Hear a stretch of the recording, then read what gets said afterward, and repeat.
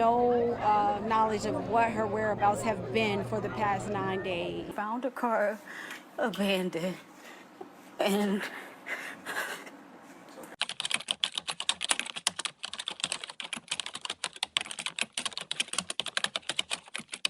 Those were the last words 19-year-old Dacara Thompson texted to her father just before midnight on August 22nd, 2025.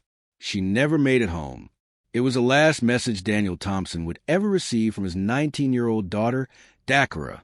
Just 4 hours later, security cameras capture her approaching a black GMC Yukon Denali in a Hyattsville, Maryland parking lot. She spoke briefly with the driver. Then she walked around to the passenger side and got in. She would never be seen alive again. Before we begin, we would like to extend our deepest condolences to the family and friends of Dacara Thompson, as well as everyone affected by this tragedy.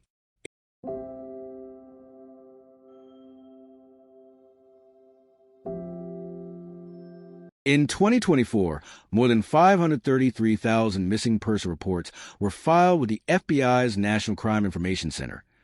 Over 1,400 people vanishing every single day in America. But what many don't realize is that according to Women Count USA, 1,104 American women and girls were lost to femicide in 2023 alone. Nearly 9 out of 10 women murdered by men knew their killer, and in 66% of these cases, the weapon was a gun. Dacara Thompson's story wasn't isolated. It was part of a silent epidemic, one that authorities still struggle to contain.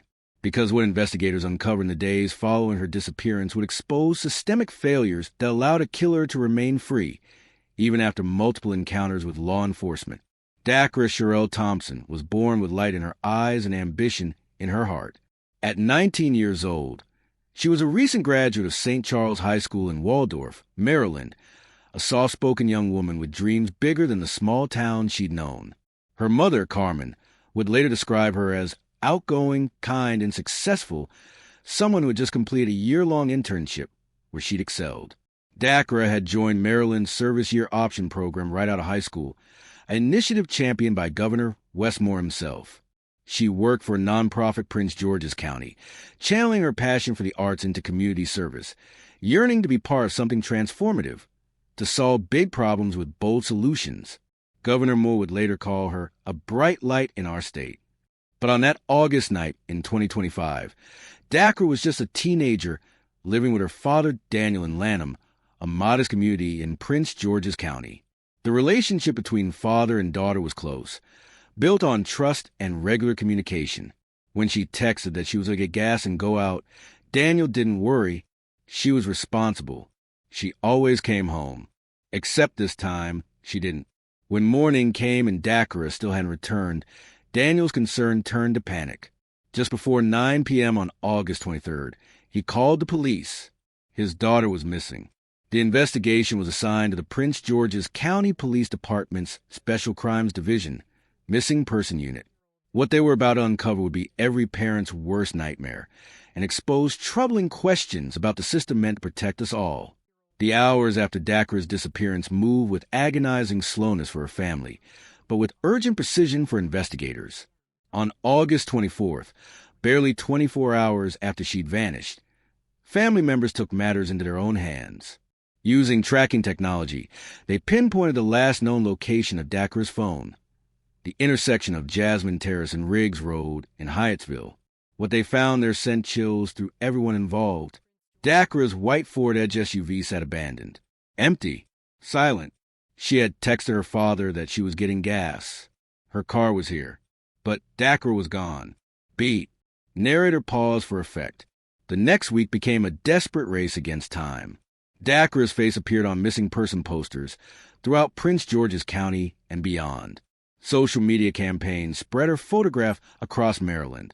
Her family launched a GoFundMe, hoping to hire private investigators, terrified that every passing hour decreased the chances of finding her alive.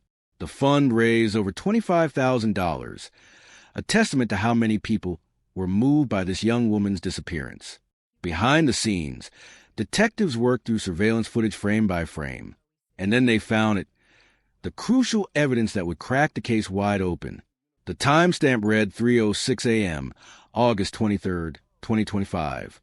The footage showed Dacara leaving her white SUV and walking from Jasmine Terrace down Riggs Road toward University Boulevard. She appeared alone but purposeful, as if she knew where she was going. Then the footage captured something that made investigators' blood run cold. Dacara walked into the parking lot of a business on University Boulevard. She approached the driver's side of a black GMC Yukon Denali, spoke briefly to whoever was behind the wheel, then walked around the passenger side and climbed in. The SUV pulled away. Dacara Thompson had willingly entered a vehicle with someone. But who? If you're already hooked, hit that subscribe button, because this story is about to take a turn no one saw coming. August 31st, 2025. 1 week and 1 day after Dacara disappeared. Maryland State Police responded to a call about a disabled vehicle on Route 50, a major highway cutting through in Arundel County, between Maryland Route 424 and Route 97 near Annapolis. It was a routine call. The kind troopers responded dozens of times a day. But what they discovered in the grassy area near the South River Bridge was anything but routine. A woman's body, partially concealed by vegetation, lay more than 30 feet below the bridge. The fall alone would have been catastrophic. But this was no accident. This was murder. The following day, September 1st, an autopsy was conducted. Maryland State Police, already familiar with the Prince George's County missing person case, immediately contacted Peach BD detectives. On September 3rd, investigators met with Dakara's family. So I called her. She didn't answer. We found a car abandoned, and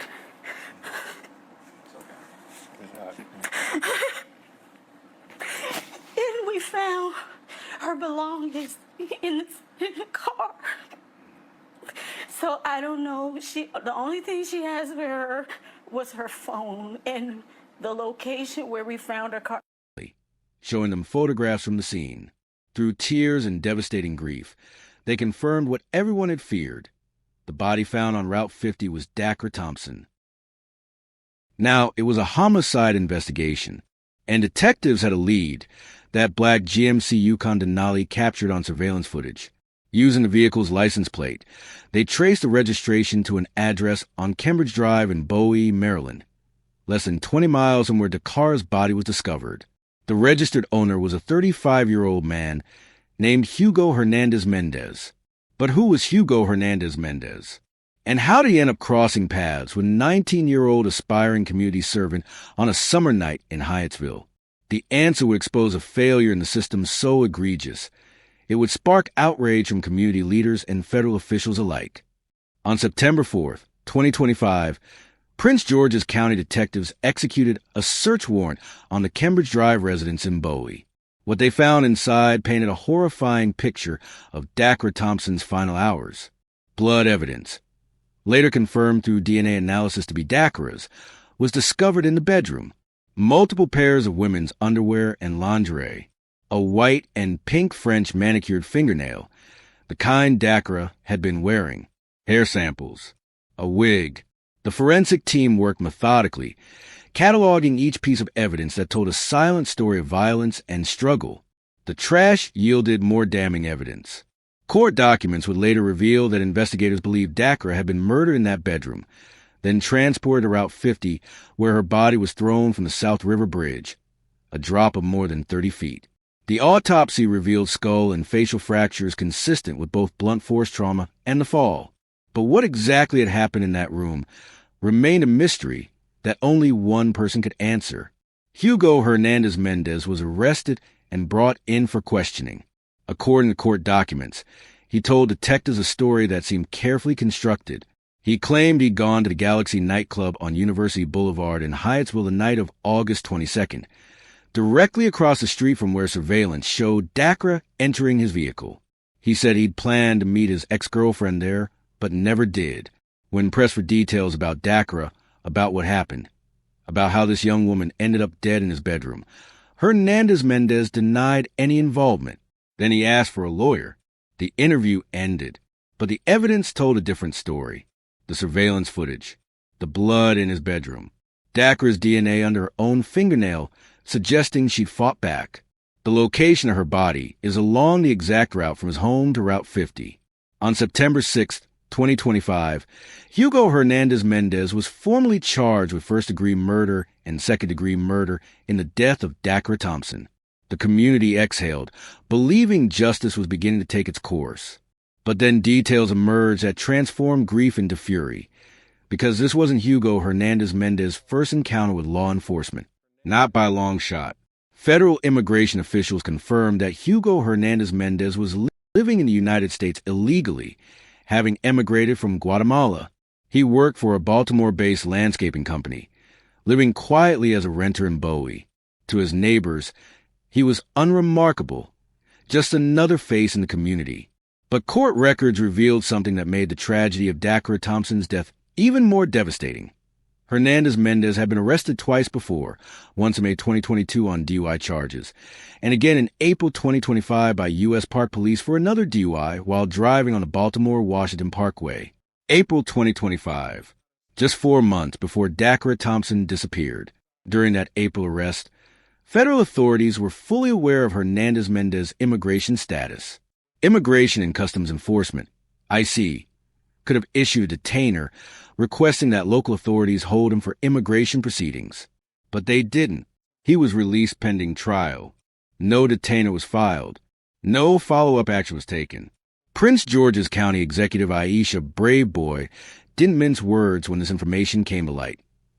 It's very disappointing finding that out now, because we may not be here today if they did what they were supposed to do. Dacara's mother, Carmen, echoed that devastation at her son-in-law's bond hearing, wearing a shirt printed with her daughter's face and the hashtag Justice for Dacara. Congressman Glenn Ivey issued a statement that captured the community's anguish. The suspect had previously been arrested by federal law enforcement, yet IC failed to request a detainer or take action while he was in custody. That failure allowed him to remain free, and now a family is left grieving a terrible loss. The case sparked a fierce debate about immigration enforcement, public safety, and the coordination, or lack thereof, between federal and local authorities. But for Carmen and Daniel Thompson, politics were secondary to an unbearable truth.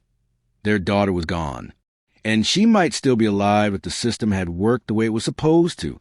If this case is making you as angry as it made the community, show your support by hitting that like button as we explore deeper into what happened next. On September 9th, 2025, Hugo Hernandez-Mendez appeared in Prince George's County District Court for his bond hearing.